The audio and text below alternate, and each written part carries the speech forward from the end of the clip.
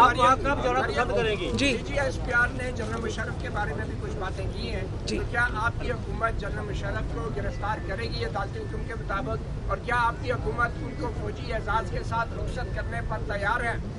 देखें, जहाँ तक नवाज शरीफ साहब के स्टेटमेंट का या ट्वीट का ताल्लुक है तो वो खालिस्तन प्योरली इंसानी बुनियादों पर था, ह्यूमन बुनियादों पर था, और उन्होंने उसमें क्लियरली कहा कि मुझे और मेरे ख़ानदान पर जो जुल्म उन्होंने तोड़े, जिसका शिकार न सिर्फ मेरे वालिद बने बल्कि उनका पूरा ख़ानदान 11 साल तक 10 साल तक बनता रहा, जिसकी वजह से मेरे सामने नवाज शरीफ साहब को 99 में कराची के कोर्ट में उनको 2 दफ़ा उम्र कैद की सज़ा सुनाई गई। मैं उस कोर्ट में मौजूद थी।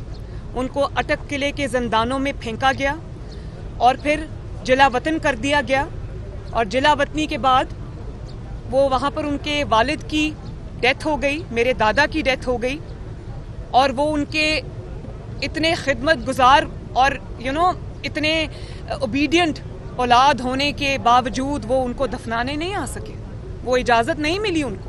और वो कौन था उस वक्त का हुक्मरान? मुशर्रफ था।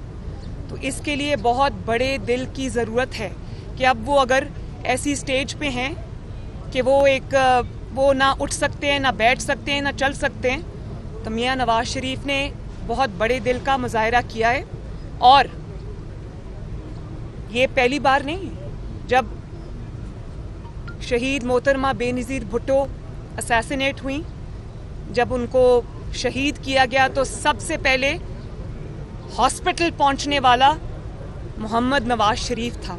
हालांकि उस वक्त मिसाक जमहूरियत के बावजूद नवाज शरीफ साहब यानी कि PMLN और बेनज़ीर भुट्टो शहीद की पार्टी पीपल्स पार्टी मद्दे मुकाबिल थी इंतखाबी मैदान के अंदर, लेकिन नवाज शरीफ साहब ने सबसे पहले वो वहाँ पहुँचे और पीपल्स पार्टी के सारे इख्तलाफात भुलाकर पीपल्स पार्टी के वर्कर्स के सर पे हाथ रखा। उसके बाद 2013 में इमरान खान ने क्या तूफ़ान बदतमीज़ी नहीं उठा रखा, क्या झूठ नहीं बोले, क्या इल्ज़ाम नहीं लगाए नवाज शरीफ साहब की ज़ात के ऊपर। और जब वो कंटेनर से गिरा तो सबसे पहले नवाज शरीफ साहब अस्पताल उनकी खबरगिरी को गए और अपनी इतनी इम्पॉर्टेंट इलेक्शन कैंपेन एक दिन उन्होंने सस्पेंड कर दी। तो नवाज शरीफ साहब जो है वो ज़ाती इंतकाम पे यकीन नहीं रखते।